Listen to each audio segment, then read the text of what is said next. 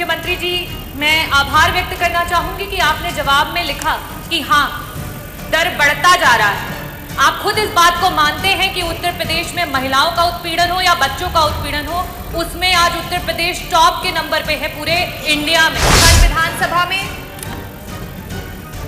जब एक प्रश्न एक महिला जनप्रतिनिधि के द्वारा स्वास्थ्य मंत्री जी से किया गया, तो उनके द्वारा नंगा जैसा शब्द का प्रयोग करना ये दर्शाता है कि आपकी महिलाओं की तरफ क्या सोच है और आपकी सरकार कितनी संवेदनशील है महिलाओं को लेकर। आपको शायद अपने अधिकारियों पे भरोसा भी नहीं है कि एसपी बलिया होने के बावजूद भी बाहर से एक टीम भेजी गई और वहां पे जांच की। महिला संबंधी अपराध से जुड़े हुए ज्यादातर मामलों में समाजवादी पार्टी से डायरेक्ट या इनडायरेक्ट जुड़े हुए लोग उसमें इन्वॉल्व पाए जाते हैं। वो उस पीढ़ी का प्रतिनिधित्व करते हैं जिस पीढ़ी ने कहा था, जिसने कहा था कि लड़के हैं गलती कर देते हैं।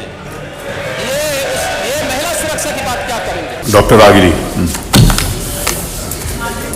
महोदय, मैं आपका आभार व्यक्त करना चाहूंगी कि आपने प्रश्न पूछने का अवसर दिया। मेरा प्रश्न मुख्यमंत्री जी से था कि उत्तर प्रदेश में आए दिन महिलाओं और बच्चों का यौन शोषण बढ़ता जा रहा है, उसके दर को रोकने के लिए और उनकी मदद करने के लिए सरकार ने क्या कोई योजना बनाई है? मुख्यमंत्री जी, मैं आभार व्यक्त करना चाहूंगी कि आपने जवाब में लिखा कि हाँ, दर बढ़ता जा रहा है। आप खुद इस बात को मानते हैं कि उत्तर प्रदेश में महिलाओं का उत्पीड़न हो या बच्चों का उत्पीड़न हो, उसमें आज उत्तर प्रदेश टॉप के नंबर पे है पूरे इंडिया में, सबसे पहले नंबर पे। मैं और हमारे सारे सभी सदस्य जब सदन में विभिन्न विभागों के सवाल उठाते हैं, मुद्दों को उठाते हैं, तो बार बार यही कहा जाता है कि अरे आपने क्या किया, आपने क्या किया, आपने क्या किया। अध्यक्ष जी, जब हमारी सरकारें रही तो अगर इस तरीके की वारदातें हुई तो उस पे लोगों ने आक्रोश जाहिर किया, लोगों ने धरना किया और उसकी अनुमति मिली, लोकतंत्र जीवित रहा। आज ये स्थिति हो चुकी है कि आप स्वयं इस बात पे हामी भर रहे हैं कि एनसीआरबी के आंकड़े बढ़ते चले जा रहे हैं, लेकिन लोगों की आवाजों को बंद कर दिया जा रहा है। कल विधानसभा में जब एक प्रश्न एक महिला जनप्रतिनिधि के द्वारा स्वास्थ्य मंत्री जी से किया गया, तो उनके द्वारा नंगा जैसा शब्द का प्रयोग करना ये दर्शाता है कि आपकी महिलाओं की तरफ क्या सोच है और आपकी सरकार कितनी संवेदनशील है महिलाओं को लेकर के। अध्यक्ष जी, हम समाजवादी हैं, हम संविधानवादी हैं। आपकी झूठ को तेज आवाज में बोलने पे हम डरने वाले नहीं हैं, हम आंदोलन करेंगे। मेरा प्रश्न मुख्यमंत्री जी से सीधा है कि 2017 से लेकर के 2023 तक कुल ऐसे कितने यौन शोषण के महिलाओं के लिए और साथ ही साथ prevention of child from sexual offence के तहत कुल कितने केसेस दर्ज किए गए और उन लोगों को सरकार के द्वारा किस प्रकार की योजनाओं के तहत मदद की गई? क्या कोई काउंसलिंग सेशंस ऑर्गेनाइज किए गए उनकी मदद के लिए?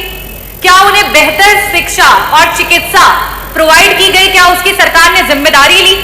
क्या कोई स्किल डेवलपमेंट प्रोग्राम्स या फिर एडवांस हायर स्टडीज के माध्यम से उन्हें मदद की गई कि वो अपना भूतकाल जो इतना सदमे वाला है उसे भूल करके एक बेहतर भविष्य की तरफ सोच सके? मेरा दूसरा प्रश्न आपसे यह है कि अभी हाल फिलहाल में बलिया की न्यूज सभी सदस्यगण यहां हैं, वो जानते हैं कि आज बॉर्डर्स कहीं से भी सुरक्षित नहीं है और साथ ही साथ आपको शायद अपने अधिकारियों पे भरोसा भी नहीं है कि एसपी बलिया होने के बावजूद भी बाहर से एक टीम भेजी गई और वहां पे जांच कराई गई। इन बातों के मद्देनजर मैं ये पूछना चाहती हूं कि ये अपने आप में दर्शाता है कि ह्यूमन ट्रैफिकिंग आए दिन बढ़ती चली जा रही है। तो 2017 से लेकर के 2027 के बीच में टोटल महिलाओं और बच्चों को लेकर के कितने केस हैं, मुकदमे हैं लापता गुमशुदगी के जो दर्ज हुए और उनमें से कितने लोग आज भी गुमशुदा हैं आपके 8 साल के टेन्योर की सरकार में जिनको आप नहीं ढूंढ पाए हैं? कृपया इसका जवाब दें। धन्यवाद। माननीय मुख्यमंत्री जी। अध्यक्ष जी, माननीय सदस्य ने एक बहुत महत्वपूर्ण मुद्दे की ओर सदन का ध्यान आकर्षित किया है और वास्तविक तथ्य इस माननीय सदन के समक्ष आने चाहिए। महिला और बाल सुरक्षा और खासतौर पर सेक्सुअल हैरेसमेंट से जुड़े हुए जो मुद्दे होते हैं वह केवल बाहर से ही नहीं होते हैं। इसके दोनों तरीके हैं, घर के अंदर भी और घर के बाहर भी। और इसलिए इन दोनों मुद्दों को ध्यान में रख करके सरकार ने इस दिशा में जो ठोस कदम उठाए हैं वह इस सदन के सभी माननीय सदस्यों के संज्ञान में बहुत आवश्यक है। अगर मैं महिला संबंधी अपराध को, जिसमें घरेलू हिंसा से जुड़ी हुई जो या सेक्सुअल हैरेसमेंट से जुड़ी हुई जो मामले होते हैं, इन सब की तुलना करूं तो सबसे पहले माननीय सदस्य को मैं इस बात के बारे में अवगत करा दूं कि 2016 की तुलना में दहेज जैसी घटना के बारे में देखें तो 2016 की तुलना में 2016 में कुल घटनाएं घटित हुई थी, उनकी तुलना में 23-24 के बीच में लगभग 17.5% की कमी घटनाओं में आई है। बलात्कार की घटनाओं में 2016 की तुलना में अगर 23-24 में हम उसकी तुलना करें, इसमें 25.30% की कमी दिखाई गई है।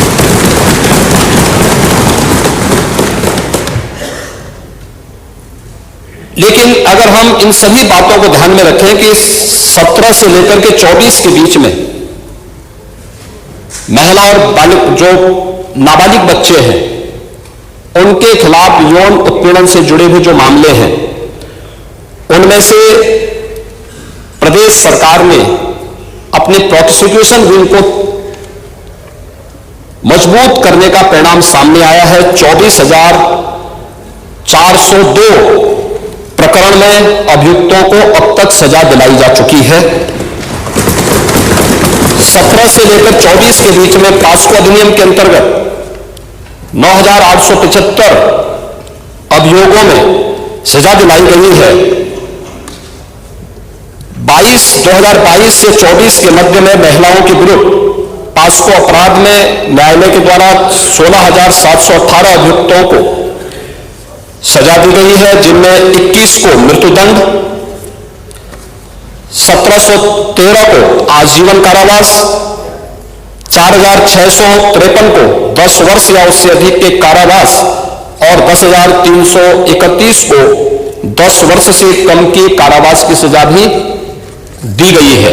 और मुझे बताते हुए दुख है कि एंटी रोमियो स्क्वाड का जब हमने गठन किया था, सबसे पहले समाजवादी पार्टी ने इसका विरोध किया था, उसने विरोध किया था।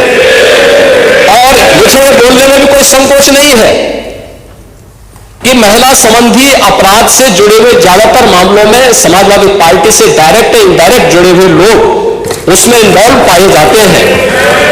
और यही नहीं, महिला संबंधी अपराध में ये उस पीढ़ी का प्रतिनिधित्व करते हैं, जिस पीढ़ी ने जिसने कहा था कि लड़के हैं गलती कर देते हैं। ये महिला सुरक्षा की बात क्या करेंगे? ये महिला सुरक्षा के लिए तो समाजवादी स्वयं ही एक गंभीर खतरा है। और इसीलिए महिला सुरक्षा के बारे में प्रदेश सरकार पूरी तरह सचेत है, सक्रिय है। हर बेटी को भी, हर व्यापारी को भी सुरक्षा प्रदान करने